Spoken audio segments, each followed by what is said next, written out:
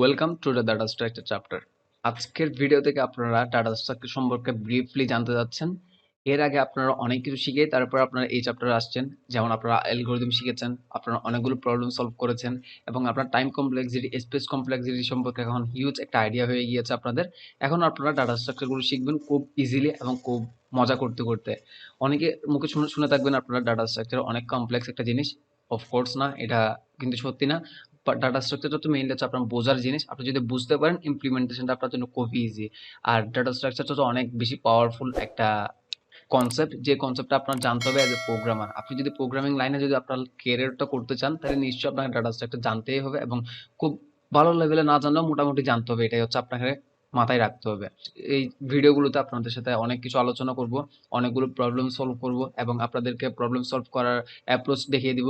আরো কি কি প্রবলেম সলভ করতে হবে, কোথায় করবেন, সবকিছু আপনাদেরকে দেখানো হবে। এবং এখানে অনেকগুলো ডাটা স্ট্রাকচার আছে ডাটা স্ট্রাকচারের মধ্যে। তো সবকিছু নিয়ে আমরা একদম সব নিয়ে আলোচনা করতে না পারলেও আমাদের যা যা প্রয়োজন, যেগুলো যেগুলো প্রয়োজন সবকিছু আপনাদেরকে দেখাবো। একদম বিগিনার লেভেল থেকে অ্যাডভান্স লেভেলের ডাটা স্ট্রাকচার সম্পর্কে আপনাদেরকে আইডিয়া দিব এবং ওই ডাটা স্ট্রাকচারগুলো আপনাদেরকে ইমপ্লিমেন্টেশন করানো শিখাবো। এবং আপনাদেরকে আমি প্রথমেই বলে নিই, এখানে আমরা হয়তো একটার পর একটা ডাটা স্ট্রাকচার শিখতে যাব। তো আমি যখন প্রথমে একটা ডাটা স্ট্রাকচার শিখালাম, সেই ডাটা স্ট্রাকচারটা কিন্তু এর পরবর্তী অন্য একটা ডাটা স্ট্রাকচার শেখানোর সময় হয়তো মাঝে মধ্যে প্রয়োজন হতে পারে। তো আপনারা কোনো একটা ভিডিও স্কিপ করে যাবেন না, ট্রাই করবেন হচ্ছে আমার সাথে সাথে যেতে। এবং অনেক সময় আপনার কাছে মানে ভিডিওগুলো বোঝাটা খুবই টাফ মনে হতে পারে, আবার অনেক সময় আপনার কাছে খুব মজার মনে হতে পারে। তো আমি বলবো হচ্ছে যেখানে বোঝেন না সেই ভিডিওটা একবার না হলে দুইবার না হলে তিনবার দেখবেন। আর যদি এরপরও না বুঝেন, আপনাকে আমি বলবো হচ্ছে এর পরবর্তী ভিডিওতে চলে যান এবং এর পরবর্তী চ্যাপ্টারগুলোতে যান। তাহলে হয়তো দেখা যাচ্ছে যে ভিডিওতে আপনি ওই কনসেপ্টটা বুঝেননি, সেই কনসেপ্টটা আপনি বুঝে ফেলেছেন এরপর কোনো একটা ডাটা স্ট্রাকচারে গেলে। কারণ আমি আপনাকে আবারও বলছি, কোন একটা ডাটা স্ট্রাকচার আমি ফার্স্টে বুঝিয়েছি, সেই ডাটা স্ট্রাকচার হয়তো অন্য একটা স্ট্রাকচারের প্রয়োজন হতে পারে। তো সেই কারণে হচ্ছে মেইনলি আমি আপনাকে রিকমেন্ড করবো হচ্ছে আপনি একটার পর একটা স্টেপ বাই স্টেপ যাবেন। আর যদি একটা যদি বুঝতে একটু বেশি অসুবিধা হয়ে যায়, তাহলে নিশ্চয়ই আপনি এর পরবর্তী স্ট্রাকচারে চলে যাবেন, তাহলে বুঝতে আপনার জন্য সুবিধা হবে। এবং ডাটা স্ট্রাকচার হচ্ছে অনেক পাওয়ারফুল, এটা তো বলেছি। তো হোয়াট ইজ ডাটা স্ট্রাকচার? আপনার ডাটা স্ট্রাকচার এখানে দেখেই হয়তো বুঝতে পারছেন, আমাদের ডেটাগুলোকে স্ট্রাকচার করা। আপনারা হয়তো জানেন প্রোগ্রামিং এ আমরা ডেটা নিয়ে সবসময় কাজ করে থাকি। তো সেই ডেটাগুলোকে স্ট্রাকচার করাই হচ্ছে আমাদের কাজ। তো ডাটা স্ট্রাকচার গুলো যদি আমরা ডাটাগুলো স্ট্রাকচার করে থাকি একদম সলিড ওয়েতে, পারফেক্ট ওয়েতে, তাহলে সেই ডাটাগুলো আমাদের অ্যাক্সেস নেওয়া এবং করা খুব ইজি হয়ে যায়। Why we need data structure? Data structure আমাদের কেন প্রয়োজন, সেই কোয়েশ্চেনটা আপনার আসতে পারে। ডাটা স্ট্রাকচার আমাদের প্রয়োজন কারণ হচ্ছে, যেমন দেখেন আপনি যদি কোনো ডেটাকে যদি একটা মানে স্ট্রাকচার ওয়াইজ রাখতে পারেন, তাহলে হচ্ছে সেই ডেটাগুলো আপনার ওখান থেকে অ্যাক্সেস নেওয়া এবং ওখানে মডিফাই করা সবকিছু করা হচ্ছে খুবই ইজি হয়ে যায়, তাই না? হয়তো আপনি এই কথাগুলো মানে আমি থিওরিটিক্যালি বলার কারণে অথবা মুখে বলার কারণে হয়তো বুঝছেন না। যদি কোনো একটা এক্সাম্পল দিত খুবই ভালো হতো, তাই না? তো চলুন হচ্ছে একটা কিছু কিছু আপনাদেরকে রিয়েল লাইফ এক্সাম্পল দেই।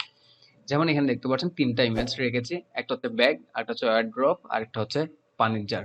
তো এখানে দেখেন এই ব্যাগের মধ্যে কি থাকতে পারে সেটা কিন্তু আপনি এখনই বুঝতে পারছেন। এখানে খাতা কলম বই এগুলো থাকবে, আর ওয়ারড্রপে কাপড় চোপড় থাকবে, আর এখানে তো পানি আছে দেখতেই পাচ্ছেন। এখন আপনার ছোট ভাইকে বললেন, যাও তোমার বই খাতা কলমগুলো নিয়ে আসো, তোমাকে পড়তে বসতে হবে, আমি আজকে তোমাকে পড়াবো। তাহলে আপনার ছোট ভাই গিয়ে কি করবে? আপনার ছোট ভাই নিশ্চয়ই আপনার ওয়ারড্রপে গিয়ে ও খাতা কলম বই খুঁজতে যাবে না, অথবা পানির জারের মধ্যে গিয়ে ও খাতা কলম বই খুঁজতে যাবে না। ও নিশ্চয়ই যাবে কোথায়? ওর ব্যাগের মধ্যে, কারণ ও জানে ওর ব্যাগের মধ্যে খাতা কলম বইগুলো আছে। তাহলে এগুলো কেন হচ্ছে? কারণ হচ্ছে এগুলো আমরা স্ট্রাকচার ভাবে রেখে দিয়েছি, সেই কারণেই। এটা হচ্ছে রিয়েল লাইফের মাধ্যমে আমি আপনাকে বোঝাচ্ছি। এর পরবর্তীতে দেখেন আপনি কি করলেন, আপনার একটা শার্টের প্রয়োজন, আপনি বাইরে যাবেন ঘুরতে। তো আপনি নিশ্চয়ই শার্ট খোঁজার জন্য আপনার ছোট ভাইয়ের ব্যাগে খুঁজতে যাবেন না, অথবা আপনার এখানে পানিতে তো নিশ্চয়ই যাবেন না, পানির মধ্যে নিশ্চয়ই আপনার কাপড়গুলো রাখবেন না। তাহলে আপনি যাবেন কোথায়? আপনার ওয়ারড্রপটাতে। তাহলে বুঝতেই পারছেন মানে স্ট্রাকচার করে রাখাটা কতটা মানে সহজ, মানে কত সহজ আমরা অ্যাক্সেস নিতে পারছি। আপনার ছোট ভাইকে আবার বললেন, যাও আমার জন্য এক গ্লাস পানি নিয়ে আসো। ও নিশ্চয়ই আগের মতো ওর ব্যাগে গিয়ে পানি আনতে যাবে না। ও পানি আনতে ঠিকই যাবে কোথায়? এখানে যাবে, নয়তো হচ্ছে আপনার ফিল্টারে যাবে, অথবা হচ্ছে যেখানে আপনার পানি রাখেন আপনার ঘরে ওখান থেকে নিতে যাবে। তো এগুলো কেমনে হচ্ছে? এগুলো হচ্ছে আমরা স্ট্রাকচার ওয়াইজ সাজিয়ে রেখেছি সবকিছু, সেই কারণে হচ্ছে আমাদের অ্যাক্সেস নেওয়াটা খুব ইজি হয়ে যাচ্ছে। তো প্রোগ্রামিংও সেরকম, আমাদের ডেটাগুলো যদি আমরা স্ট্রাকচার ওয়াইজ রাখতে পারি, খুব সহজে আমরা অ্যাক্সেস নিতে পারবো, খুব সহজে মডিফাই করতে পারবো, আমাদের যা যা করার প্রয়োজন সবকিছু করতে পারবো। তাহলে হচ্ছে এটা হচ্ছে মেইন অ্যাপ্রোচ। আপনারা বুঝতে পেরেছেন কেন ডাটা স্ট্রাকচার কি, এবং হচ্ছে আমরা কি কি কভার করতে যাচ্ছি এই চ্যাপ্টারটাতে সেটা। তাহলে দেখা হচ্ছে নেক্সট কোনো একটা ভিডিওতে। নেক্সট কোনো একটা ভিডিও মিনস হচ্ছে এর পরবর্তী ভিডিওগুলোতে আমি আপনাদের সাথে আলোচনা করব বিভিন্ন ডাটা স্ট্রাকচার গুলো সম্পর্কে, এবং ডাটা স্ট্রাকচার গুলো কিভাবে কাজ করে এবং এগুলো ইমপ্লিমেন্টেশন তো অফকোর্স বোঝাবো। তো আবারও বলছি, আমি ডাটা স্ট্রাকচার বোঝাতে মানে ডাটা স্ট্রাকচার আসলে মেইনলি এত বেশি টাফ কিছু না।